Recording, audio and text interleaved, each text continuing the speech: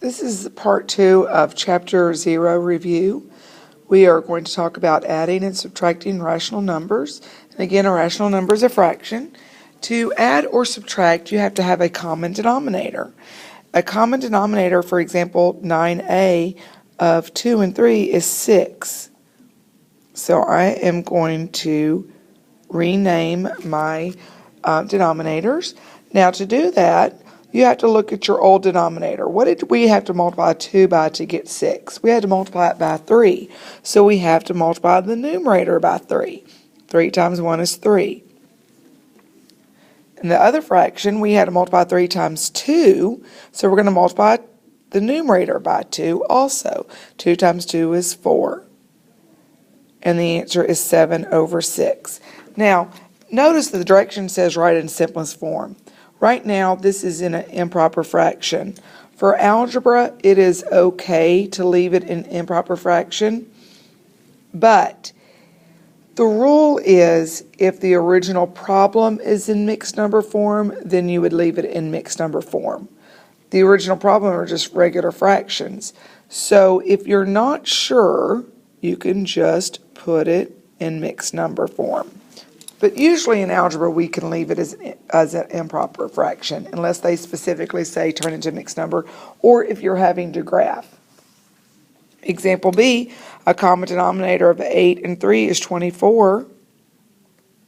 So I'm going to rename my denominators.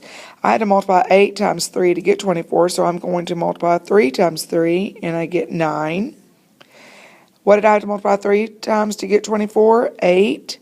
So I'm going to multiply 8 times 1 is 8. 9 minus 8 is 1 over 24. Example C, a common denominator of 5 and 4 is 20. So what did I have to multiply 5 by to get 24? So I'm going to multiply 2 times 4 and I get 8. 4 goes into 20 5 times, so I have to multiply 5 times 3 is 15. Now, 8 minus 5, that's where it comes into play, positive 8 and a negative 5. If you want to change the sign up there, you can, and the signs are different, so you subtract and take the sign that goes with the larger number and get a negative 7 over 20. Multiplying and dividing rational numbers, you do not have to get a common denominator for multiplying and dividing. You multiply the numerators across and then multiply the denominators across and then simplify, or you can do what we call cross reduce. Now, for example A, you cannot cross reduce anything. So I am just going to multiply 2 times 1 and I get 2. 5 times 3 is 15. I cannot reduce that, so I am done. Example B, the 1 and 1/2, I have to turn into an improper fraction. So when you're multiplying or dividing mixed numbers, you have to turn them into an improper fraction. So I'm just going to rewrite the 3/5. To turn 1 1/2 into an improper fraction, you multiply the denominator times the whole number, 1 times 2, and then you add the numerator. So 2 plus 1 is 3. So let me say that again. You're going to multiply the whole number times the denominator, 1 times 2 is 2, and then add the numerator. 2 plus 1 is 3. Now again, look to see if you can cross reduce. I cannot, so I'm just going to multiply the whole number, the numerators across and the denominator across, and get 9 over 10. Example C, if you will notice, I can cross reduce. Look at the 2 and the 4. There is a common factor. 2 goes into 2 one time, so I'm going to cross reduce. And 2 goes into 4 2 times, so I'm going to cancel out the 4 and replace it with the 2. I cannot do anything with the 1 and the 9. So now I'm going to multiply. 1 times 1 is 1 over 2 times 9 is 18. Example D, the only reason why these two fractions are in parentheses is because of the negative sign. This means the same thing.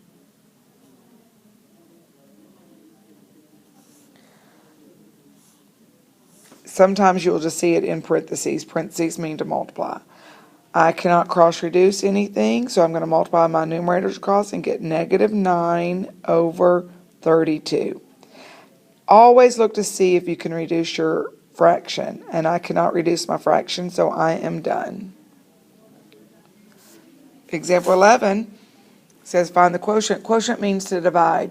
When you are dividing fractions, you must rewrite the first fraction, change the division to multiplication sign, and flip the second fraction, or take the reciprocal of the second fraction.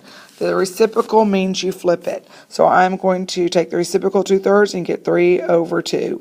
Now keep in mind that you never flip the first fraction. It's always the second fraction. Look to see if you can reduce. I cannot reduce anything, so I'm just going to multiply 9/16. Example B, it's 5/6, multiply by the reciprocal. So I'm going to change it to multiplication and flip, get 8/10.